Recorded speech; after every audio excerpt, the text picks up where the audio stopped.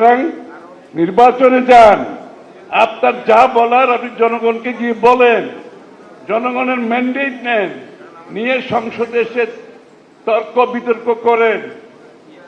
আপনার যে ভাবনা চিন্তা সেটা বাস্তবায়নের চেষ্টা করেন, কিন্তু সেটা না করে কিছু লোক মনে করছে এখন নির্বাচনের আগে তাদের দাবি দেওয়া না মানলে নির্বাচনের বিষয়টা তাদের কাছে গ্রহণযোগ্য নয়।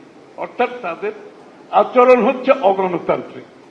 ওই যে বলছি শেখ হাসিনা রেখে গেছেন মানসিকতা, এই যে মব জাস্টিস, জোর করে এটা দিতে হবে সেটা দিতে হবে, এগুলো হবে না।